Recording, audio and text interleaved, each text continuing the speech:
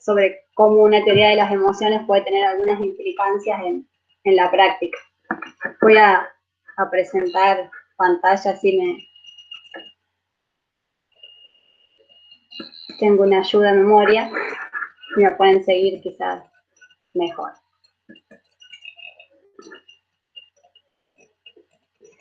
Y acá es cuando dejo de verlos, así que necesito que alguien me avise que si están viendo ahí la presentación.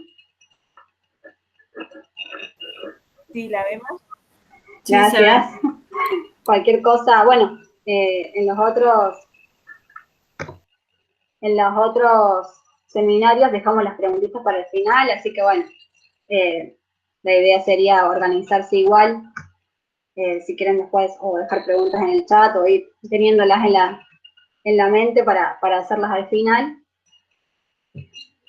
Bueno, como decíamos, bueno, la charla se llama Emociones en contextos académicos, reflexiones sobre sus implicancias para la práctica educativa. Bueno, un poco la estructura que tenía pensada era esta, vamos a ver cómo vamos con el tiempo. Bueno, una definición, entre signos de pregunta, porque bueno, por ahí es difícil definir las emociones. Después hablar un poco de algunas dimensiones y las perspectivas de estudio, para poder hablar después de las implicancias que esto tiene, para la práctica educativa, y también compartir algunas voces y expresiones de los estudiantes, ya que en estos estudios que estuvimos haciendo, hicimos en muchos casos entrevistas para conocer cuáles eran esas emociones, y bueno, elegí algunos de esos parrafitos para compartir hoy con ustedes. En realidad, bueno, cuando queremos intentar definirlas, nos encontramos con una diversidad de definiciones.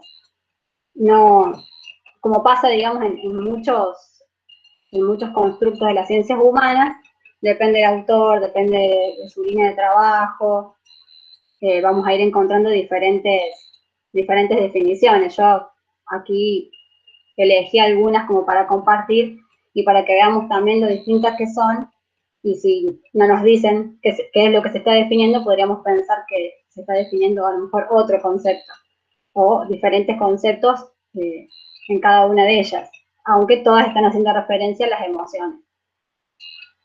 La primera de ellas dice un conjunto organizado de reacciones químicas y nerviosas que produce el cerebro al detectar la presencia de un estímulo emocional. Bueno, acá vemos cómo se pone el acento en lo que tiene que ver con lo químico, con lo nervioso, con lo que pasa en el cerebro, ¿no? Después una segunda definición, cualquier estado mental de agitación, vehemencia o excitación de los individuos. Acá vemos cómo está la palabra mental, ¿no? Como algo que por ahí no se puede ver, que va como por dentro. Y una tercera definición que dice que es una experiencia afectiva, en cierta medida agradable o desagradable, que supone una cualidad fenomenológica característica y que compromete tres sistemas de respuesta: cognitivo subjetivo, conductual expresivo y fisiológico adaptativo. Acá vemos como quizás ya va complejizando un poco más la definición y reconociendo que hay tres sistemas en las emociones que están comprometidos, digamos. Así que bueno, a mí me gusta una frase que dice que todo el mundo parece que entiende lo que es una emoción, porque si le preguntamos a alguien qué es, todo el mundo sabe, todo el mundo usa la palabra, sabemos de qué estamos hablando, podríamos quizás hasta definirlas, pero en el momento que queremos definir, que queremos escribir o que queremos ponernos de acuerdo, no nos sale, digamos, y en la comunidad científica pasa lo mismo. Según el autor, según la línea, vamos a encontrar diferentes definiciones. Bueno, un poco por ahí esta diversidad de emociones se relaciona con esto de que las emociones pueden ser entendidas de diferentes dimensiones. Por eso se dice que son multidimensionales. Siguiendo los aportes de Rib, él dice que estas dimensiones que atraviesan las emociones son cuatro: la dimensión afectiva, la fisiológica, la funcional y la expresiva. En cuanto a la dimensión afectiva, bueno, porque las emociones son algo subjetivo, que cada uno lo vive de determinada manera, siente en esa emoción una intensidad, puede estar, una persona puede estar triste y después puede decir, bueno, muy, muy triste, o un poco triste, y bueno, puede ir cambiando en la intensidad, y esa emoción también puede ser ante una persona o evento, incluso puede ser real o imaginario, es decir, yo solo puedo imaginarme una situación y eso ya hacerme sentir una determinada emoción. En cuanto a lo fisiológico, tiene que ver con esto de que una emoción activa los sistemas autónomos y hormonales y lleva a que estemos en un estado de activación o arousal y que podamos tener una respuesta para apoyar la acción. Ahí está el leoncito en la imagen, leoncito o león, enojado porque, bueno, por ejemplo, ante una situación de miedo o ante un ataque, por ejemplo, de un animal, bueno, lo fisiológico nos va a activar y apoyar para que podamos, no sé, defendernos o salir corriendo o actuar de alguna manera para escaparnos de esa situación.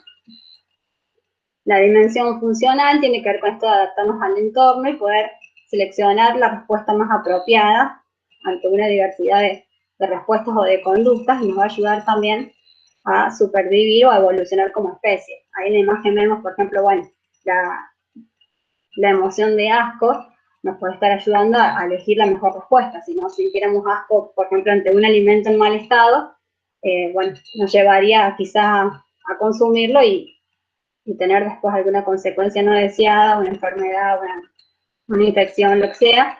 Y bueno, nos ayuda entonces a elegir esa respuesta de elegir no comerlo, o lo tiro, o veo qué hago con ese alimento, por ejemplo, ¿no? En el caso del asco.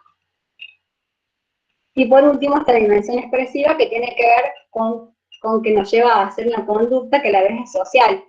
Es decir, si vivimos en una sociedad, entonces, bueno, pues una expresión, un gesto,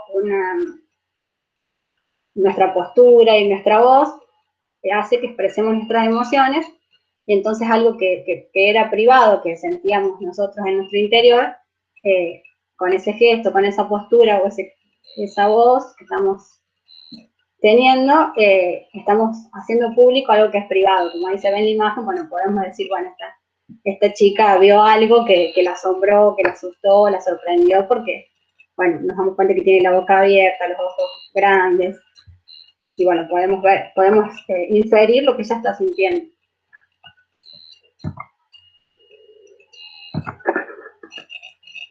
Entonces, bueno,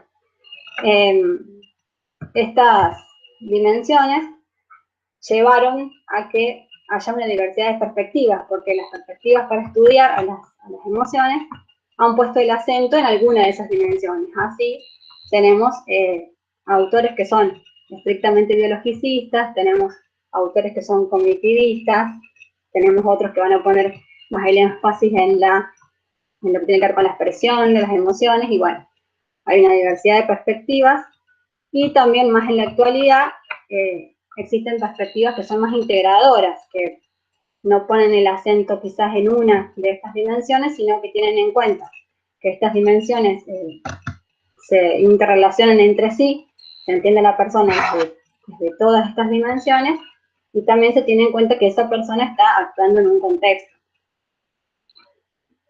En este sentido, bueno, nosotros como psicopedagogas, junto con las directoras, las estudiamos de una perspectiva de la psicología educacional.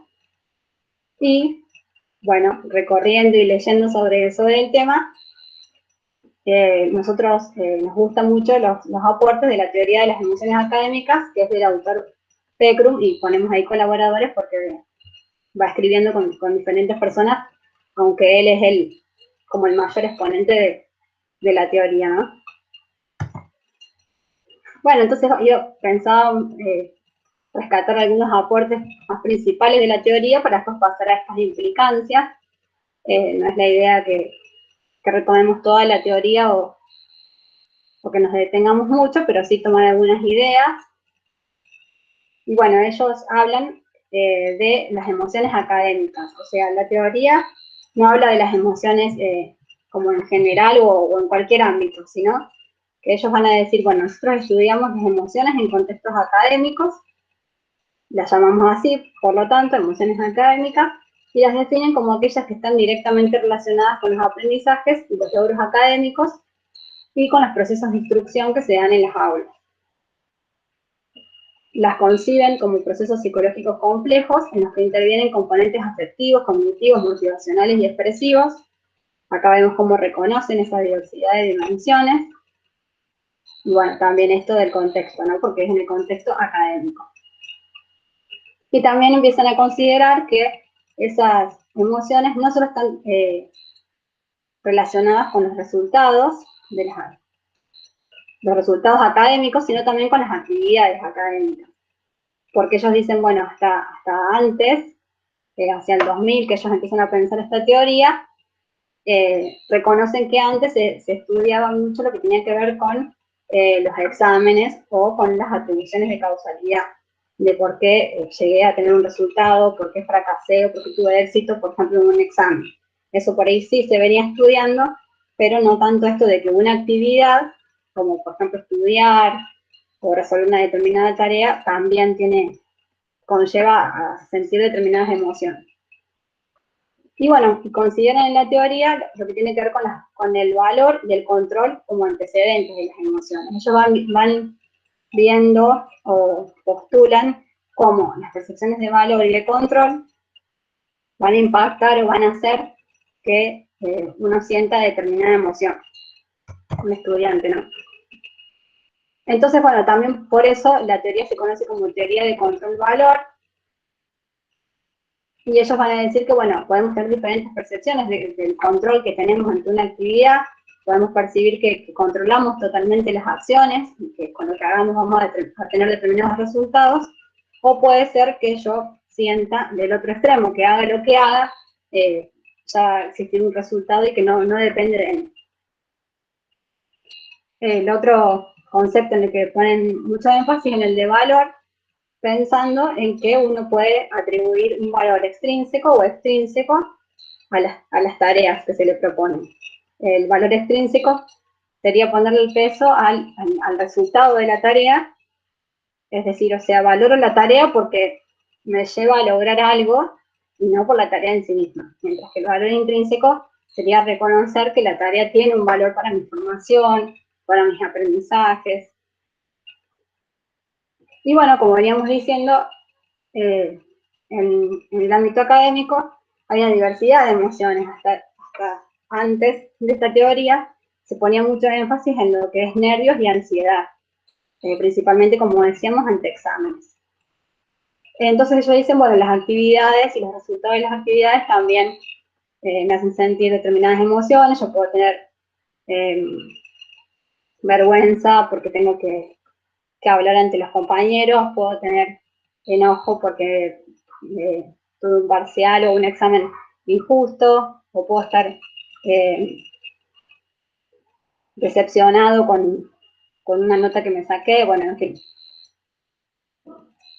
Y bueno, otra cuestión que también toman ellos, que en realidad esto lo toman la mayoría de los autores que hablan de emociones, y es lo que también hasta muchos de nosotros lo usamos cotidianamente, es esto de pensar en la valencia, es decir, en si son emociones positivas o placenteras, o negativas o displacenteras. Dentro de las positivas y placenteras, por mencionar algunas, los autores de la teoría hablan de disfrute, esperanza, alegría, relajación, satisfacción y alivio.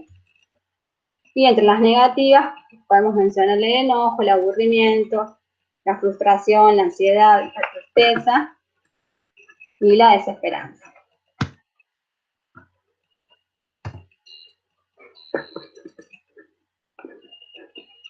Bueno, entonces si tenemos que pensar en las implicancias para la práctica educativa, vamos a tomar entonces estos dos conceptos del valor y del control para pensarlos, ¿no?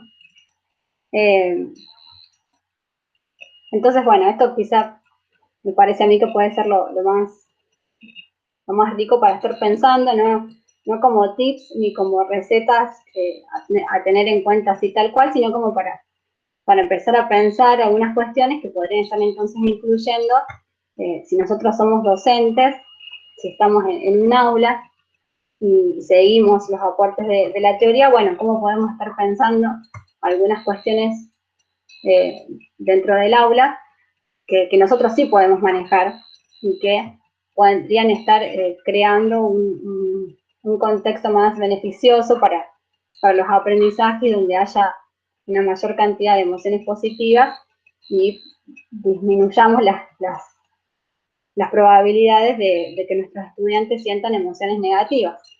O si las sienten, que podamos ayudar a lo mejor a convertirlas en positivas o ver cómo pueden estar autorregulando esas emociones para que no estén influyendo en sus aprendizajes o impactando en su desempeño, ¿no? En el aula. Entonces, bueno, una de estas implicancias, tomando a PECRUM, o una cuestión que podemos tener en cuenta, es tener en cuenta las demandas y la calidad de las tareas que vamos a proponer. Tener en cuenta, por ejemplo, el modo de presentación, la estructura que va a tener esa tarea, pensar bien la consigna de la tarea que le vamos a dar a los estudiantes, y todo eso va a elevar, digamos, la calidad de las tareas, va a aumentar esa percepción del control que tiene el estudiante y la valoración que va a hacer de las tareas. El estudiante va a poder valorar más intrínsecamente la tarea en cuanto mejor preparada esté, cuando esté claramente explicada, cuando tenga una estructura que él va a entender. Y también proponen pensar esto de la congruencia con la capacidad, es decir, cuando uno como docente piensa una tarea, debería tener en cuenta que sea acorde a la capacidad de los estudiantes.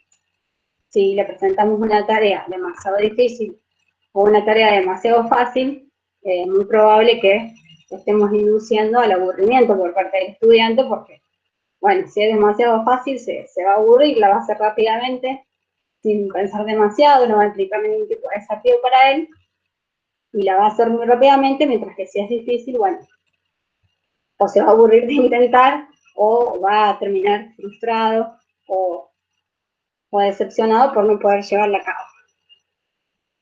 En el siguiente punto, esto del valor, los autores mencionan que, bueno, que tanto los docentes como los padres y los pares también deberían inducir a esta valoración, teniendo en cuenta y enviando, digamos, mensajes positivos acerca del valor de lo académico.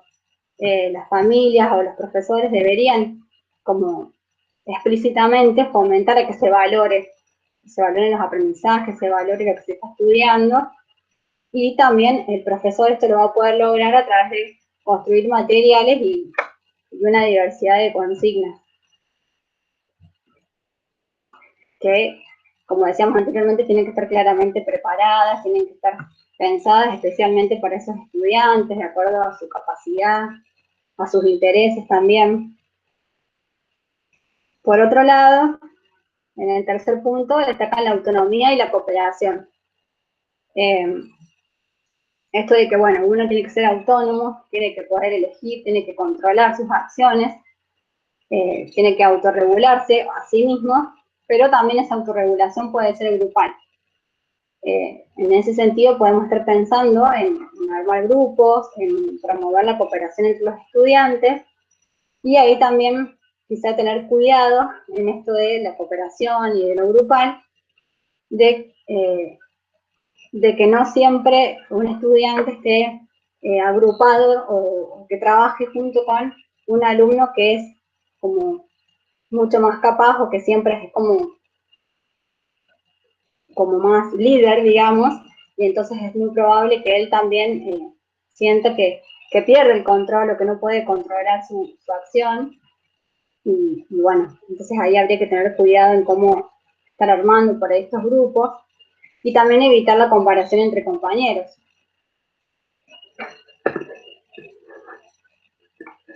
En el cuarto punto, en cuanto a las estructuras de metas, dicen que, bueno, en esto de la estructura de metas hay aulas que son más individualistas, otras que tienden más a fomentar la competición y otras que intentan promover la cooperación.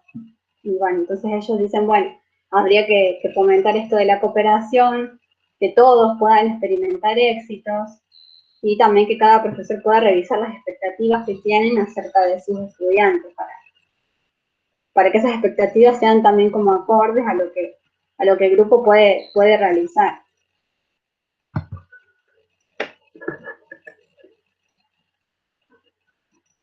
Otro de los puntos a tener en cuenta puede ser esto del feedback y las consecuencias del feedback.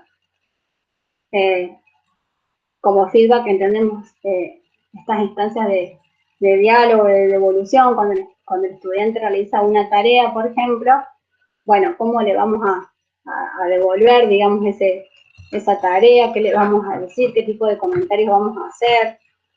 Y cómo él interpreta ese tipo de comentarios va a influir también en cómo él evalúa o cómo aprecia el resultado que obtuvo y las emociones que va a sentir en consecuencia.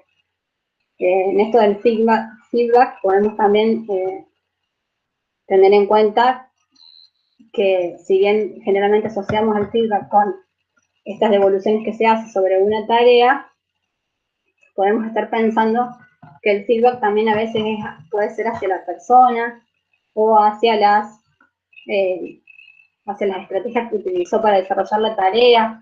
Entonces, bueno, podríamos estar atendiendo a ese tipo de comentarios para poder influir en la valoración que él hace de la tarea y cómo va a interpretar ese resultado, por ejemplo, ante una nota. Bueno, es lo mismo decirle, bueno, desaprobaste, o a poder otorgar mayor información, lograr un diálogo, también cuidar esto del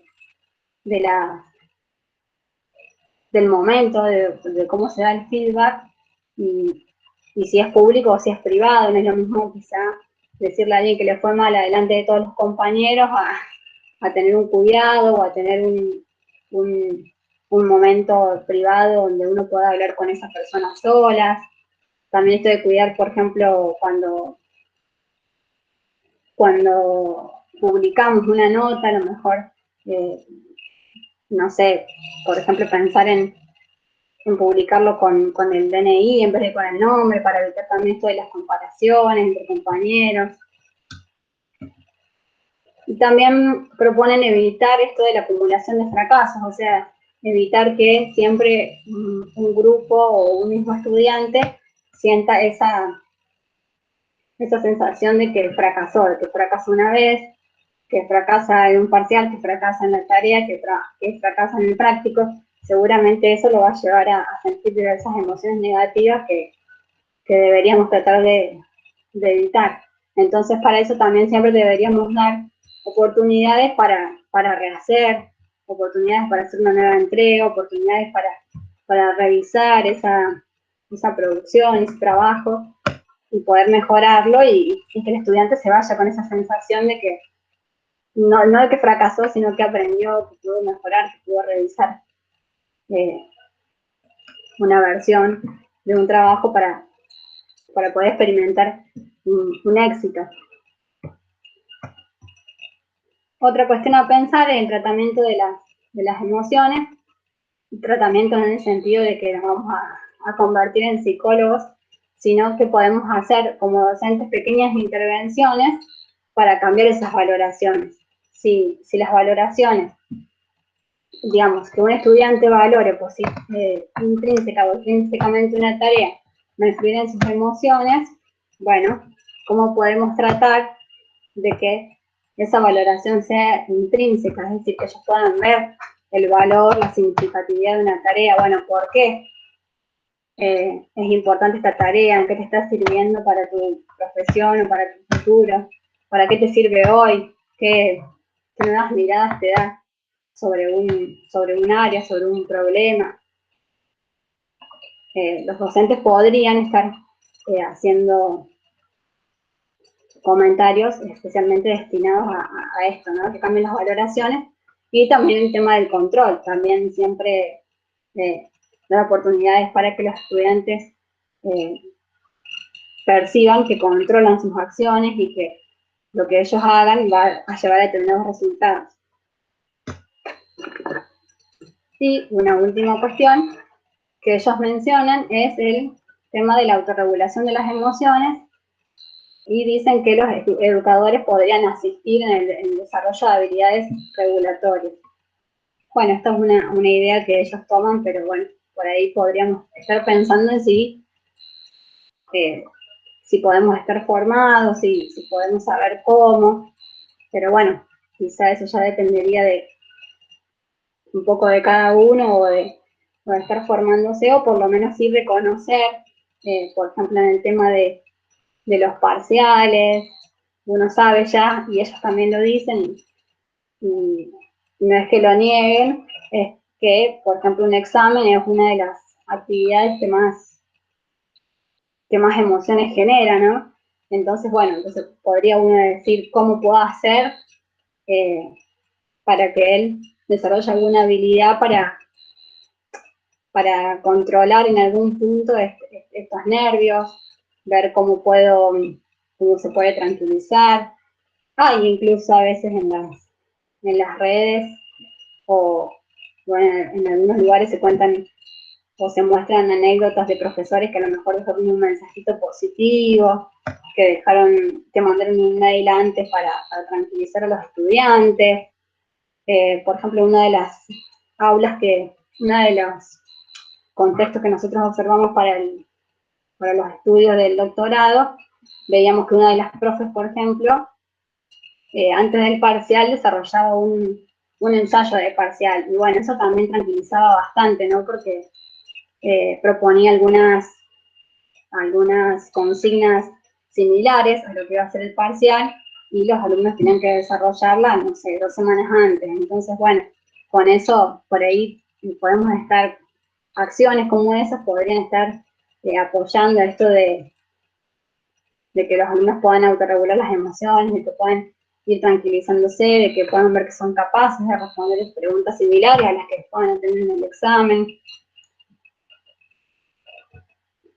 Bueno, podríamos estar pensando otras cuestiones. Se me ocurre más el tema del examen, porque por ahí es el que más nervios o más emociones negativas por ahí salen.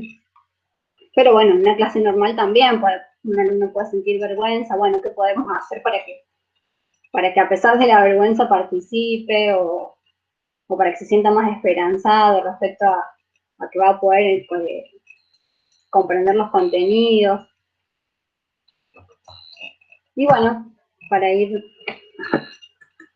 terminando, les iba a comentar algunas expresiones que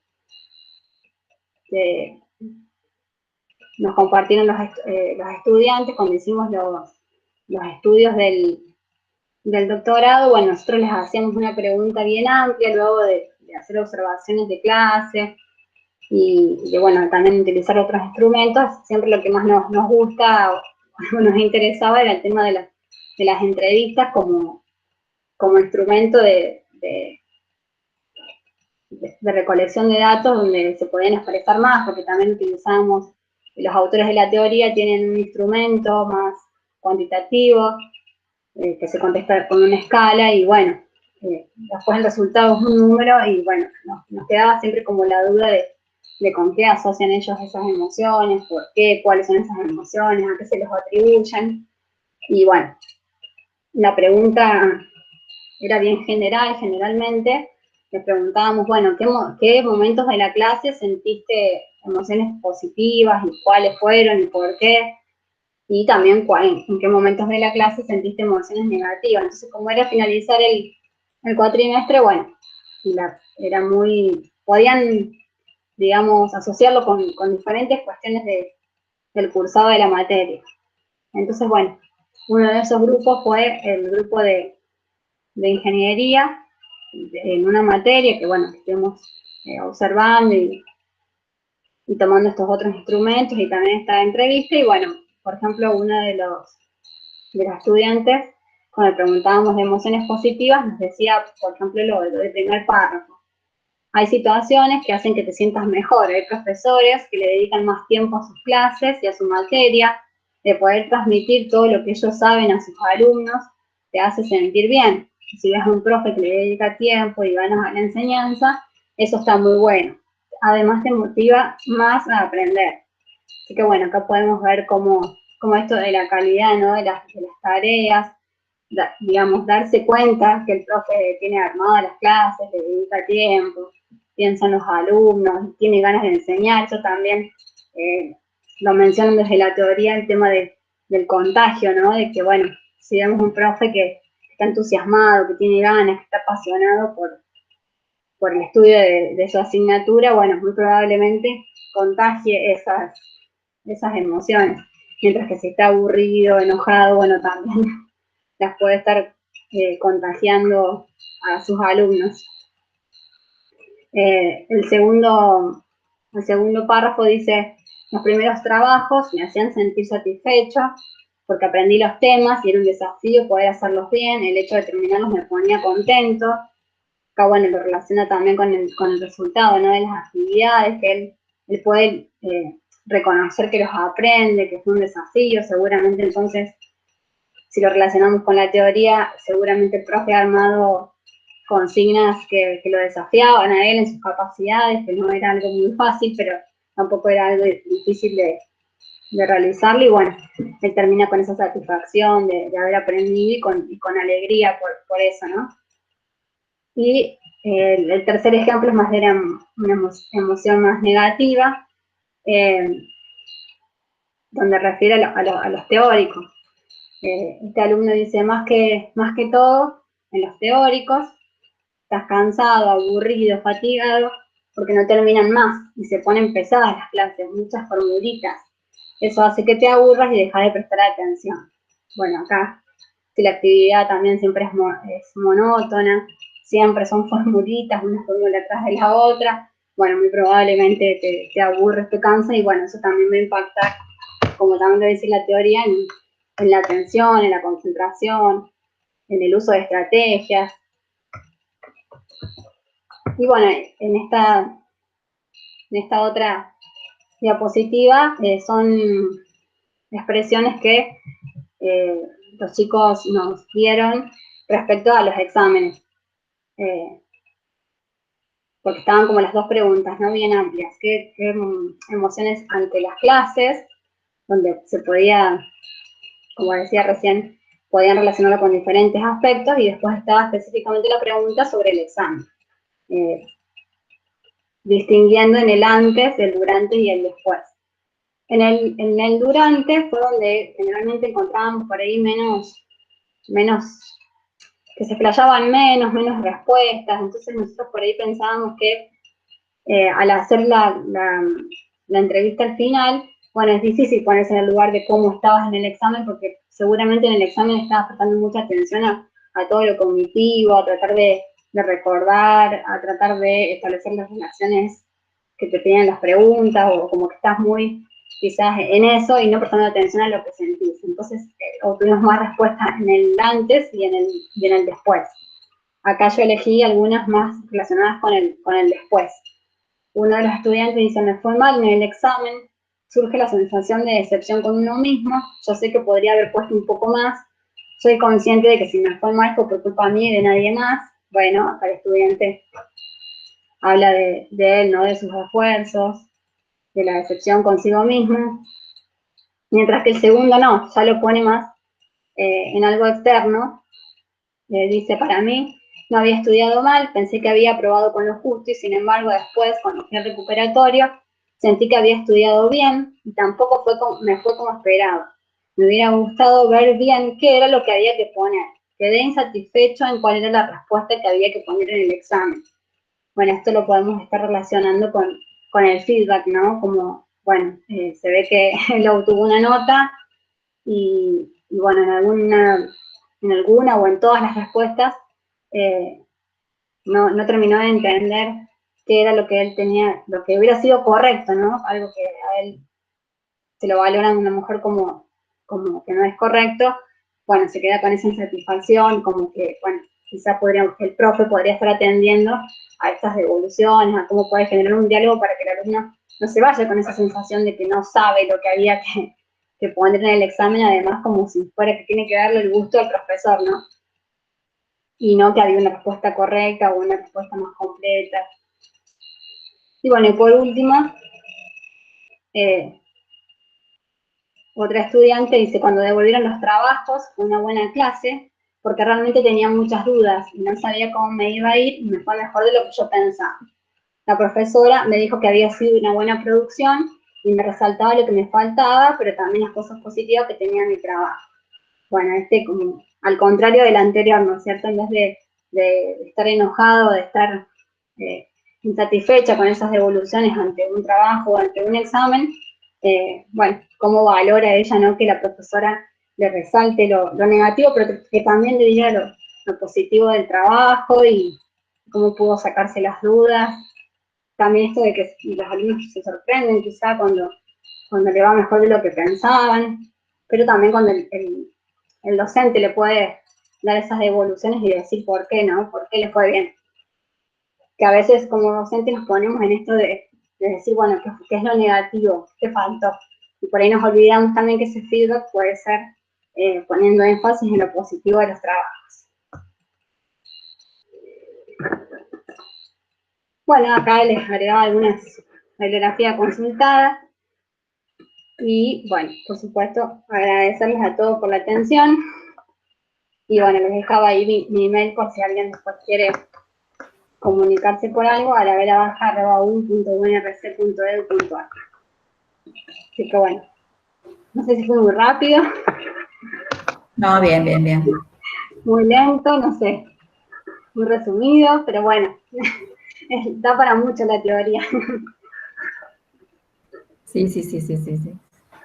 ¿Alguna pregunta? Bueno, yo tengo una.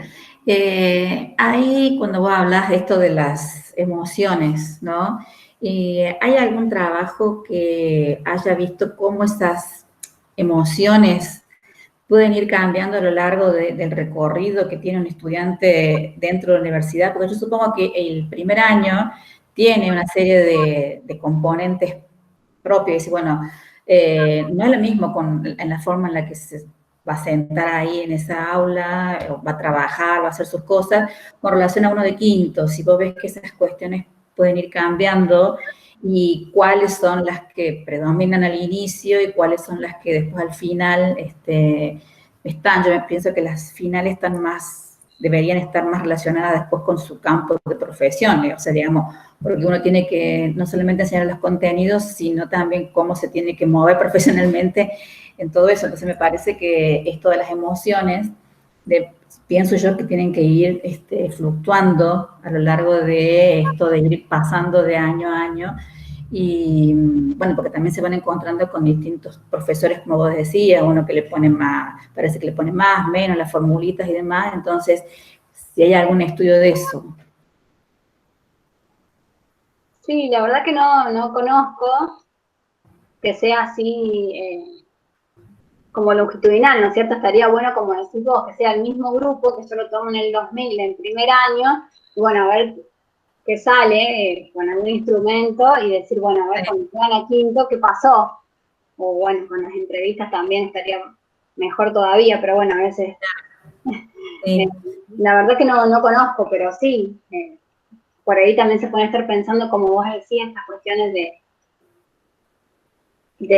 decir, bueno, ¿con qué grupo estoy? ¿Estoy en primer año o estoy en quinto año? Y bueno, quizás, por ejemplo, esto del feedback puede también cambiar, porque a lo mejor ya en quinto año puedo hacerle ver más a lo mejor el valor de la tarea para la profesión, cuando a lo mejor están empezando en primer año y todavía se les hace difícil. Bueno, si estoy estudiando... Claro.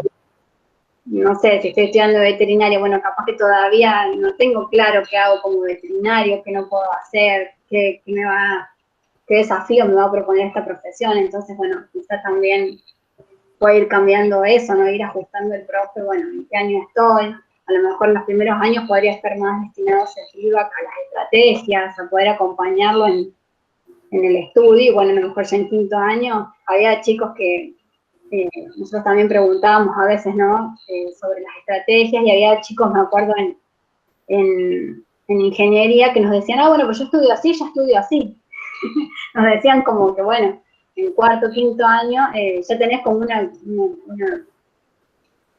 forma de estudio que pareciera que ya es así y siempre te va a servir esa forma.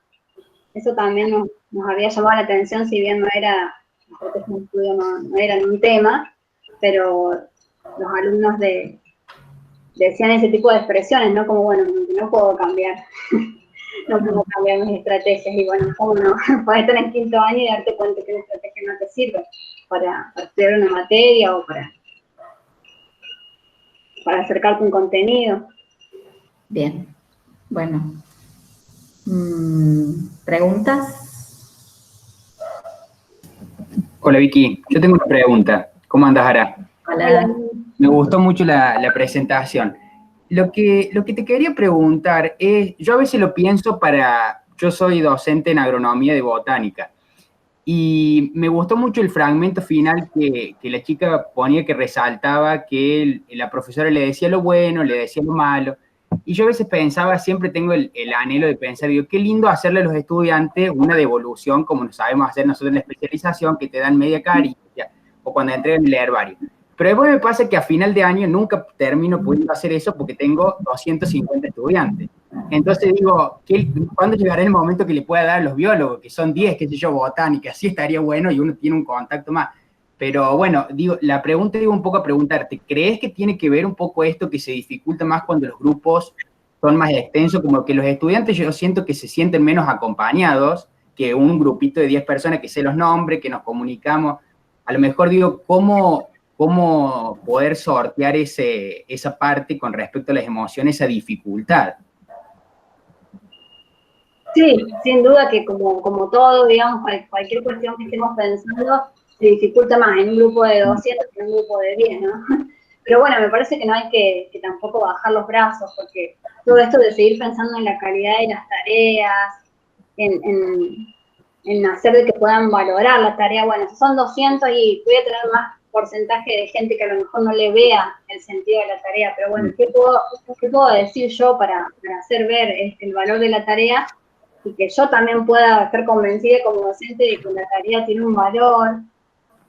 Y por ejemplo, en el tema del feedback, si vos estás pensando en esto de las devoluciones, por ahí pensar devoluciones también generales, es decir, bueno, vos podés dedicarle 10, 15 minutos en la clase quizá. Claro, una devolución. Los errores más frecuentes fueron estos, lo más positivo que ven su trabajo fue esto, a lo mejor no hacerlo tan individualizado, pero sí dedicarle un tiempito a esas devoluciones, a explicar cuál fue, si son, por ejemplo, ejercicios, cuál fue el que más dificultades tuvo, o no sé, pensar una instancia donde entre todos podamos resolver ese ejercicio que fue más difícil, o no sé, me parece que no hay que darse por vencido, y también esto de generar a lo mejor espacios, es decir, bueno, yo estoy en consulta y bueno, yo te puedo mostrar ese parcial, no puedo venir acá al aula y ponerme 10 minutos con cada uno de los 200, pero sí estoy tal día, tal hora, y bueno, te puedo atender y te puedo dar ese feedback, por lo menos haciéndote ver tus errores principales, o bueno, de alguna forma, pero también no hacerlo sentir mal adelante de los otros 199 compañeros. Bueno, son un montón de cuestiones que podemos estar pensando, ¿no? Sí. Sí, eso de la calificación con el DNI, de colocar eso también, nunca lo había pensado, pero es verdad, porque uno ahí los expone en la cartelera, y sí, eso es algo para repensarlo también, un poco más el anonimato en eso. Sí, algunos autores dicen eso, ¿no? De cuidar esa competencia, porque si no yo miro mi nota y a ver qué se sacó tal otro compañero que siempre le va bien, y por ahí estoy fomentando también la competitividad, y bueno. Sí, tal cual. Bueno, muchas gracias, Ara. Gracias, Noel. ¿Alguna otra? Yo quería hacer un comentario, ¿puede ser? ¿Qué tal? Buen día, Leila es mi nombre. Sí. Yo doy clases en Ciencias Económicas en la Universidad Nacional de Córdoba. El primer año en Matemática 1, estoy en los prácticos. Y algo que a mí por ahí me ha funcionado como para ir bajando estas cuestiones de lo que se genera cuando uno arranca el cuatrimestre, es poder anticipar lo que viene. Poder hacer de alguna manera como no sé si un mapa o algo, como para decir, bueno, estamos acá y queremos llegar a esto. Entonces, por ahí, esto de ir a lo largo de las clases planteando, bueno, venimos desde acá, miren, ahora ya estamos acá, hacerlo a modo de línea de tiempo, no sé, de alguna manera o para que también ellos en su cabeza puedan ir haciendo esta organización. Y lo que sí nos pasa es lo mismo que decía el colega recién, de que son muchísimos, pero bueno, por ahí nos pasa que los que participan al final son siempre los mismos. Y otra cosa que también yo trato de hacer cuando son menos de 100, es si hacen alguna pregunta, decirles, bueno, ¿cómo es tu nombre? Y decir, bueno, como dijo Fabián, tal cosa, bueno, como dijo Macarena. Ahí esto de nombrarlos hace la diferencia. Yo vengo de haber estudiado en una facultad súper diferente porque yo estudié en FAMAF. Entonces, yo soy profesora de matemática y física. Nosotros estamos en una facultad en la que todos nos conocíamos, los profesores nos cruzaban en los pasillos y nos saludaban. Y en facultades con 200, 300 alumnos en los primeros años, se hace muy difícil conocerlos de manera personal. Entonces, bueno, insistir en los horarios de consulta, por ahí tener esta posibilidad de decir, bueno, vamos a hacer esto que de los errores comunes. Sí, en matemática es mucho más fácil a lo mejor hacerlo. No sé cómo es en las materias de otras áreas, porque en realidad es muy difícil a lo mejor retomar errores comunes. En matemática, bueno, casi todos se equivocaron el signo, pasaron mal la fracción, cosas distintas. Pero me parece que por ahí también lo que nos ha servido a nosotros como estudiantes, de alguna manera lo ponemos lo podemos proyectar a nuestros propios estudiantes de hoy. Y a mí me acuerdo que un profesor me fue mal en un examen. Cuando lo rendí de nuevo, el profesor vino después de darme la nota. La primera vez me saqué un 2, la segunda me saqué un 8, y cuando me saqué el 8, cuando me saqué el 2, me vino afuera a decirme las cosas que yo tenía bien, a pesar que me había sacado un 2, y a decirme en qué cosas podía mejorar. Cuando volví a la fecha siguiente, aunque me saqué el 8 y aprobé, salió afuera a decirme que había reconocido y se acordaba de mi examen anterior. Eso yo creo que, bueno, no sé, hace la diferencia por ahí. Bueno, yo me acuerdo que eso me cambió la forma de mirar un montón de cosas después. De decir, mira, este profe se acuerda hasta de quién soy, y no en el sentido, mira qué papelón, se acuerda de quién soy, sino de, bueno, está preocupado por mí también. Que realmente yo lo sentía así cuando salió, a pesar de que había 15 para rendir todavía, se tomó ese rato para venir a decirme por qué él consideraba que no estaba en condiciones de aprobar. Y para mí fue muy, muy enriquecedor esa mirada también. No fue, bueno, listo, tenés un 2, anda, acá está la libreta. Esas cosas me parece que también, que los profes se paren en nuestro lugar, que digan, yo también fui estudiante y también pasé por esto. Bueno, no sé, a lo mejor estoy hablando mucho. Bueno, muchísimas gracias, Arabe. Gracias, Leila. Sí, esto que decías al principio de ir retomando, bueno, de dónde partimos y a dónde queremos llegar también está muy bueno y seguramente también ayuda a valorar las tareas, ¿no? Porque, bueno, si un objetivo de la materia es, no sé, que se aprenda a escribir, bueno, en el caso de psicopedagogía, aprender a, no sé, a realizar un informe, y bueno, seguramente vamos a tener tareas anteriores de escritura, de analizar otros casos, de ver cómo otra persona escribió un informe, y bueno, si no veo que yo después algún día voy a tener que hacer un informe, va a ser difícil que yo le pueda valorar la tarea. Ahora si a lo mejor va una psicopedagoga a la clase y cuenta cómo ella hace los informes, o podemos generar otro tipo de tareas o de intercambios para que también vea ese valor, bueno, seguramente vamos a lograr que lo valore y que, bueno, que entonces después haya un disfrute, una alegría, una esperanza en que voy a poder lograr esa tarea. Bien, bueno, ¿más preguntas? Bueno, si no tenemos más preguntas ni comentarios, bueno, ahí en el chat hay algunos comentarios. Viste que algunos tips íbamos a sacar. Vos que decías, no, los tips, qué sé yo, sí, siempre se aprende de todo. Así que, sí, la verdad que esta es otra mirada. Yo no sé si cuando yo cursaba teníamos tiempos de tener emociones, porque teníamos tanta carga horaria, que en realidad... Bueno, pero uno de los alumnos también dijo de la fatiga, el cansancio, y eso también salía mucho en las entrevistas, no, porque estamos de 8 a 11, yo me acuerdo que, bueno, yo también iba como observadora y me cansaba, así que imagínate los chicos de ingeniería, sí, como dice ese, con las formulitas y no sé qué. Bueno, entonces también pensar en esas cosas, ¿no? También en los recreos, bueno, son todas formulitas. ¿Puedo dar otra tarea que no sea formulita en algún momento para que no sea tan monótono, para que haya diversidad de tareas, diversidad de recursos, diversidad de materiales? Bueno, Vicky, No sé Sí. si alguna lágrima te ha hecho largar la uni. De seguro, de estudiante. Ay, sí, cuando llegaba el comedor estaba todo ocupado. Y yo tenía un hambre que me llevaba a Dios. Ahí, otras cosas son solucionables, pero el hambre no. En mi caso el hambre no me transforma, así que no. Pero no, sí, qué sé yo, todos hemos tenido un recorrido y después, bueno, cada uno con su propia particularidad, pero bueno, sí es cierto. Incluso yo creo que es una cuestión que va más allá de las carreras de grado, sino que también va a las de posgrado, porque las de posgrado es otro mundo, y también pasan cosas así como esta.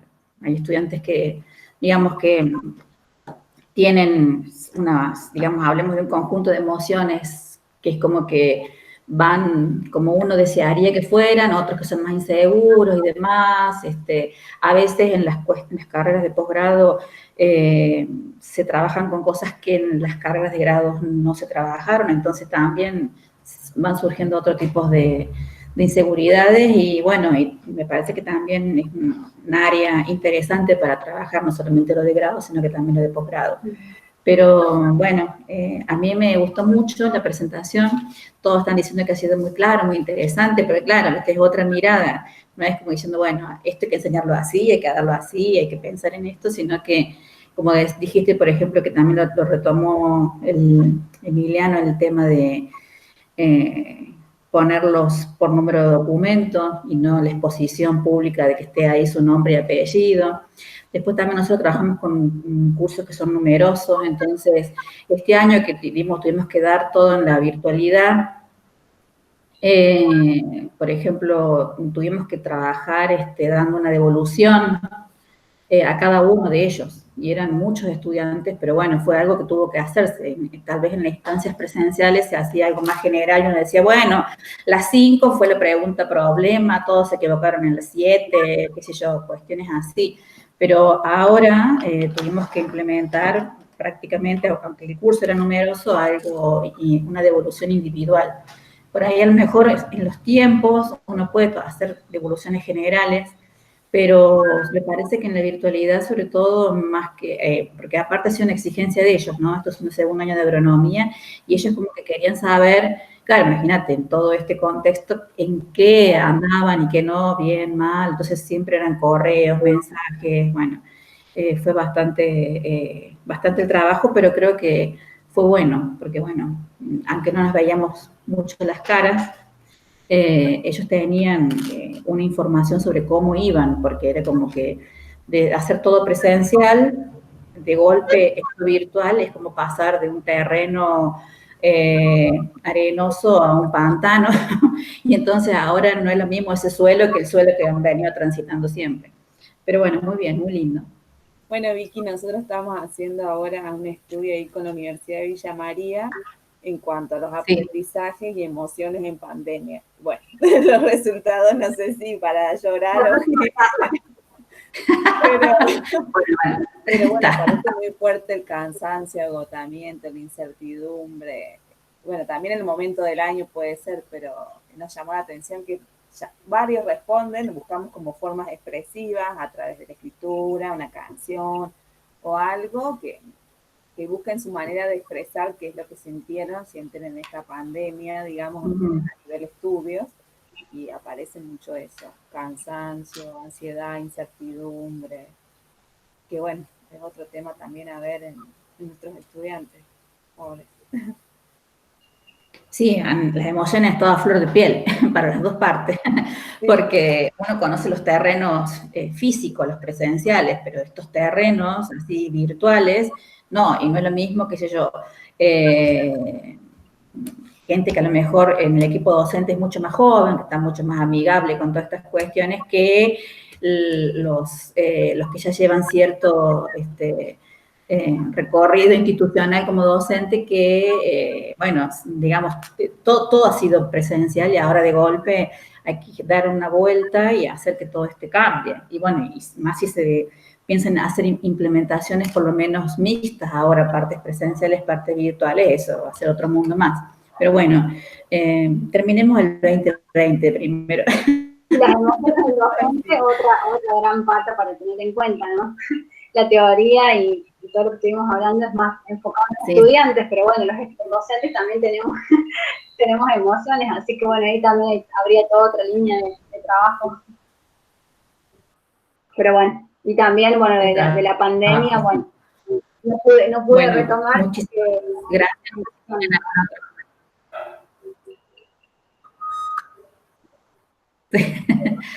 Bueno, no sé si hay algún otro comentario más. Si no, bueno, muchísimas gracias. La clase, bueno, la presentación ha sido grabada, así que si alguno la necesita, ya saben que nos la piden y nosotros se las enviamos, así que no hay ningún problema.